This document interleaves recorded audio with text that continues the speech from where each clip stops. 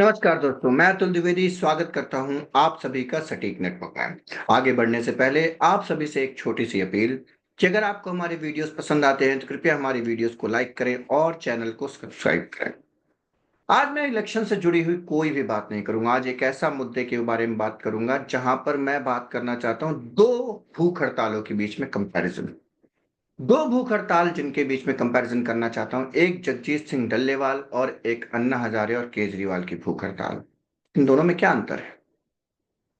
मुझे बताइए कि इन दोनों में कोई अंतर आपको समझ में आता है?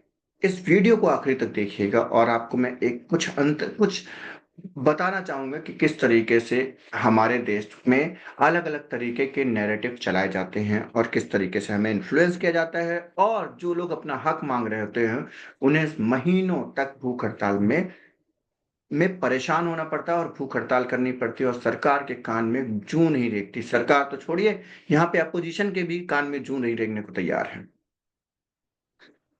मैं बात करता हूं अब जगजीत सिंह डल्लेवाल साहब की। डल्लेवाल साहब किस चीज की डिमांड कर रहे हैं? फार्मर्स के लिए C2+50 स्वामीनाथन फॉर्मूले से स्वामीनाथन रिपोर्ट के हिसाब से जो फॉर्मूला MSP के लिए है उसको एक लीगल गारंटी के तहत लागू करने की बात कही है। अब लीगल गारंटी की बात का मतलब क्या हुआ कि लीगल गारंटी मतलब अगर उससे नीचे कोई भी व्यक्ति, अगर मान लीजिए कि किसी भी गेहूं या चावल या किसी का भी रेट जो है तो 2,000 रुपए क्विंटल डिसाइड हो गया, या इस तरह 2,000 या 4,000 या 5,000 रुपए क्विंटल डिसाइड हो गया, तो 4,000 रुपए क्विंटल से नीचे अगर किसी ने खरीदी करी तो उसको जेल हो सकती है। इस तरीके के लॉ लाने की बात कर रहे हैं। अब दिक्कत यह है कि सरकार कहती है कि हम लीगल गारंटी नहीं दे सकते हैं। अब लीगल गारंटी नहीं देंगे तो MSP पे खरीदना पड़ेगा। अब लीगल गारंटी अगर सरकार दे देती है तो सारी खरीद सरकार को करने की भी आवश्यकता नहीं है। ओपन मार्केट में उससे ऊपर पैसे देकर के कोई खरीद सकता है या सेम प्राइस में भी खरीद सकता है। यहाँ पर लीगल गारंटी देने का कोई मतलब नहीं है यहाँ पर कि सरकार को ही सारी खरीद करनी है, पहली चीज। दूसरी चीज, अगर मान लीजिए सरकार को सारी खरीद करनी भी है तो सरकार खरीद कर सकती है, लेकिन वो तो सरकार बाद में कंपनीज जो इस तरीके की food manufacturing, food grain processing companies को बेचेगी, है ना।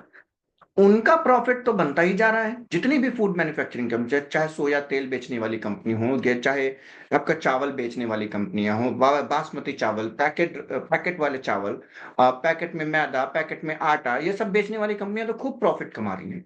लेकिन अगर किसानों की बात की जाए तो किसानों को तो पैसा ही नहीं मिल रहा। तो ये वाली बात, इस बात को समझने की आवश्यकता है कि अगर किसानों के हक की बात है तो किसे इसको मेक श्योर करना पड़ेगा कि किसानों का हक सिक्योर रहे। ये हो गई हक की बात। मैं बात करता हूं कि एक अन्ना हजारे का आंदोलन था और जगजीत एक ये किसानों का आंदोलन है जिसमें जगजीत सिंह डल्लेवाल साहब जो है तो भूख हड़ताल में बैठे 53 दिनों से। 53 दिनों से वो बैठे हुए हैं, उसके बाद भी कोई सुनने को तैयार नहीं है। और वहां पर अन्ना हजारे और केजरीवाल एक ऐसे मुद्दे को लेकर, इंडिया अगेंस्ट करप्शन का मुद्दा लेकर के चले थे जहां पे हमें लगा था कि देश जो है तो करप्शन फ्री होने वाला है। क्या ऐसा हुआ? नहीं। इनफैक्ट कई सारी रिपोर्ट है और उत्तर प्रदेश के ही कुछ किसी MLA या किसी सरकार में शामिल एक व्यक्ति का, किसी का स्टेटमेंट था कि इस समय की जो सरकार है उत्तर प्रदेश में, वो उसमें बहुत भयंकर करप्शन फैला हुआ है। उनका ऐसा आरोप था। हमारे पास कोई प्रूफ तो नहीं है इसका, लेकिन हम उनकी उनकी कही हुई बात को ही बस यहाँ पर रिपीट कर रहे हैं। उसके बाद अगर बात की जाए तो करप्शन किसी भी तरीके से कम नहीं। इलेक्टोरल बॉन्ड की बात कर ली जाए जहां पे क्विड प्रो क्यो की बात की गई है, अब इलेक्टोरल बॉन्ड में यह आरोप है कि कई सारी कंपनीज से चंदा लिया गया और उन्हें धंधा दिया गया। उसके बाद अगर मैं बात करूं तो अभी CAG की एक रिपोर्ट आई थी जिसमें कहा गया था कि 1 किलोमीटर की सड़क बनने में 251 करोड़ रुपए लगे थे। इस तरीके के कई सारे, मतलब बेसिकली आपको मैं यही साबित करना चाहता हूँ, करप्शन खत्म नहीं हुआ। करप्शन खत्म नहीं हुआ। करप्शन उसी तरीके से बना हुआ है। इनफैक्ट अभी किसी रिपोर्ट को मैं पढ़ रहा था जिसमें यह कहा गया कि आयुष्मान भारत में भी बहुत बड़ा घोटाला चल रहा है जिसकी अभी जांच हुई नहीं है, या CAG ऑडिट नहीं हुई है, ऑडिट रिपोर्ट पब्लिश नहीं हुई है। हो सकता है ऑडिट हुई हो और सरकार को सूट ना करती हो तो वो पब्लिश नहीं हुई हो, क्योंकि ये सरकार डेटा भी छुपाती है। अब वहीं पे अन्ना हजारे की बात की जाए, जो अन्ना हजारे ने इंडिया अगेंस्ट करप्शन किया था, लोकपाल बनाने की बात की थी। क्या लोकपाल बना? कौन है लोकपाल? वो क्या करता है? कंप्लेन कैसे उसके पास जाती है? कैसे एक्शन लेता है? कोई जानकारी नहीं है किसी के पास में। अगर आपके पास कोई जानकारी हो तो प्लीज हमारे साथ साझा करें इस यूट्यूब में हमारे वीडियो के नीचे कमेंट करके।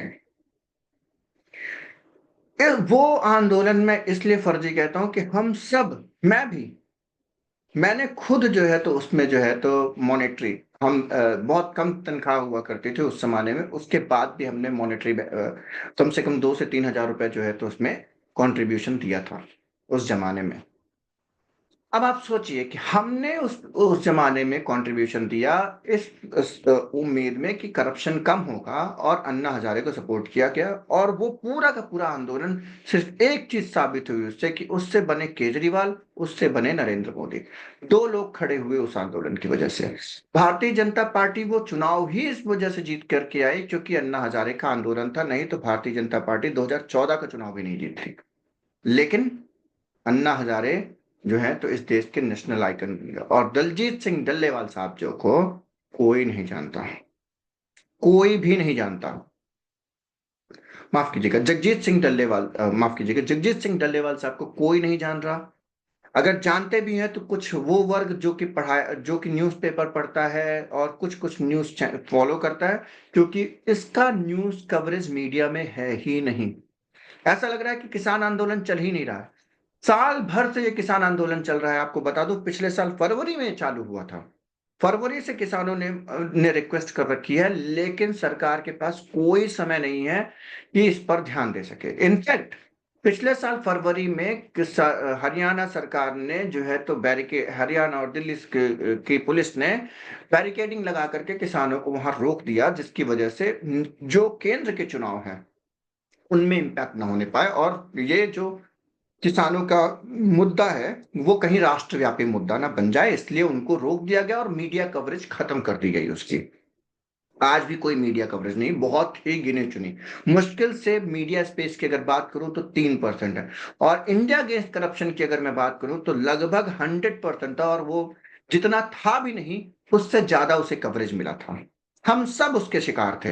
हम सब उन भ्रांतियों के शिकार थे जो कि इंडिया अगेंस्ट करप्शन जैसे फर्जी आंदोलन के शिकार बने, और आज जो है अपने हक, अपने रोटी, अपने पैसे के हक के लिए लड़ता हुआ किसान, और जो है तो शंभू बॉर्डर में 1 साल से बैठे हुए हैं। एक फर्जी आंदोलन को तो हम सपोर्ट करते हैं, अन्ना हजारे जैसा, लेकिन एक व्यक्ति जो हक की लड़ाई लड़ रहा है, अपने हक की लड़ाई लड़ रहा है, किसी और के हक की लड़ाई नहीं लड़ रहा, किसानों के हक की लड़ाई लड़ रहा है, जो कि मेहनत करके प्रोडक्शन करते हैं, हमारे लिए अन्नदाता की तरह काम करते हैं। आज उनमें से एक व्यक्ति जो है जगजीत सिंह डल्लेवाल साहब 53 दिनों से भूख हड़ताल पे बैठे हुए हैं। किसी को कोई फर्क नहीं पड़ता, कोई मतलब नहीं है। सारे लोगों ने कान में उंगली डाल करके बैठे हुए हैं। जहां मैं राहुल गांधी, जिन्होंने ये बात कही, कि राहुल गांधी ने कही कि अभी कुछ दिन पहले, 3 या 4 दिन पहले दिल्ली में उन्होंने जब रैली करी तो उन्होंने कहा कि मैं चुनाव की बात नहीं है, अगर इस देश में किसी के साथ भी गलत होगा तो मैं उसके साथ खड़ा रहूंगा। और राहुल गांधी भी इस मुद्दे पे, कांग्रेस भी इस मुद्दे पे बोलने को तैयार नहीं है। मैं बस जानना चाहता हूं कि अपोजिशन इंतजार कर रहा है कि डल्लेवाल साहब की मौत हो जाए, उसके बाद इस पे एक बड़ा मुद्दा बना करके जो है तो केंद्र सरकार के खिलाफ आंदोलन करेंगे। मतलब एक व्यक्ति की जान को कुर्बान करके आप आगे बढ़ करके इस पे फायदा उठाने की कोशिश करना चाहते हैं। समझ से परे है। मैं समझ सकता हूं कि केंद्र सरकार को कोई फायदा नहीं है, केंद्र सरकार जो है तो नहीं चाहती इस तरीके के कोई भी आंदोलन को हाईलाइट करना, क्योंकि वो उनके छवि के खिलाफ है। आरएसएस और विवेकानंद फाउंडेशन जो अन्ना हजारे आंदोलन को सपोर्ट कर रहे थे, उन्हें कोई मतलब नहीं इससे, क्योंकि आरएसएस और विवेकानंद फाउंडेशन एक तरीके से भारतीय जनता पार्टी के ही ग्राउंड सपोर्ट है। एक तरीके से ग्राउंड में उनका सपोर्ट जो है तो आरएसएस और इस तरीके के संगठन ही फैलाते हैं, वो नहीं करेंगे। लेकिन क्या क्या जो अपोजिशन की पार्टीज हैं, समाजवादी पार्टी हो गई, कांग्रेस हो गई, आम आदमी पार्टी हो गई, पंजाब में शिरोमणि अकाली दल जैसी पार्टीज हो गई, राजस्थान में हो गया, हर जगह पे जो पार्टीज है, रीजनल पार्टी हो गई, क्षेत्र नेशनल पार्टी हो गई, क्या इनकी कोई जिम्मेदारी नहीं बनती? 235 सीटें, 234 सीटें जो इनको मिली हैं लोकसभा में, वो इसलिए मिली हैं क्योंकि वो जाकर के जो है तो मेंबर ऑफ पार्लियामेंट बनने का जो है तो जो तनख्वाह मिलती है, जो बेनिफिट्स मिलते हैं, फ्री में ये, फ्री में ट्रैवल, फ्री में फलाना, फ्री में ठिकाना, इसके लिए मिली है। इसके लिए इन्हें 235 दी, इससे अच्छा तो 4 तो दे देते नरेंद्र मोदी को। कि अगर 235 में ये हाल है तो 4 तो नरेंद्र मोदी को दे देते, ज्यादा अच्छा होता ना। कम से कम वो अपने हिसाब से चले रहे होते, कोई उम्मीद ही नहीं होती कि देश में हमारे लिए कोई आवाज उठाएगा। नाकारा है विपक्ष, नाकारा। आपस में लड़ने के अलावा इनके पास कोई काम नहीं है। ये सिर्फ और सिर्फ जो है अपनी राजनीति चमकाने में लगे हुए हैं। इन्हें कोई मतलब नहीं है इस बात से कि कोई मुद्दा उठ रहा है कि नहीं उठ रहा है, किसके हक की लड़ाई लड़नी है, किसके हक की लड़ाई नहीं लड़नी है। आपको आरएसएस और विवेकानंद फाउंडेशन से सीखना चाहिए कैसे अन्ना हजारे को एक तरीके से कमान बना करके तीर चलाया और 2014 में अपनी सरकार बना ली। किस तरीके से इस्तेमाल किया जाता है आपको सीखना चाहिए, किस तरीके से इन्होंने सरकार बनाई एक फर्जी आंदोलन के लिए। और आप एक व्यक्ति को इंसाफ नहीं दिला सकते। आपको सरकार गिराने की बात ही नहीं है, सरकार को खिलाने की बात नहीं, कम से कम सपोर्ट करिए, कम से कम एक केंद्र पे दबाव डालिए, कम से कम किसानों को अगर हक मिलेगा तो ये हमारी जो केंद्र में बैठी हुई सरकार है उसी को बेनिफिट मिलने वाला है। नरेंद्र मोदी ये क्लेम कर सकते हैं कि हमने C2+50 का फॉर्मूला दिया, किसानों का अधिकार दिया C2+50 फॉर्मूले से। लेकिन कोई कुछ करने को तैयार ना, अपोजिशन कुछ करने को तैयार है, न केंद्र सरकार कुछ करने को तैयार है। सब हाथ पे हाथ रख करके बैठे हुए हैं। हमारी उम्मीद है कि आप सभी जो है तो कम से कम आप बिल्कुल वीडियो में कमेंट मत करिए। आप अगर ट्विटर पे हैं, फेसबुक पे हैं, कहीं भी हैं, तो कम से कम आप एक ट्वीट, एक मैसेज अपनी तरफ से अपने सोशल मीडिया प्लेटफॉर्म में डालिए। हमें टैग करने की भी जरूरत नहीं है, पर डालिए #FarmerProtest। इसके तहत आप कम से कम एक ट्वीट, एक सोशल मीडिया पोस्ट तो कर सकते हैं। एक व्यक्ति 53 दिन से भूख हड़ताल पे बैठा हुआ है।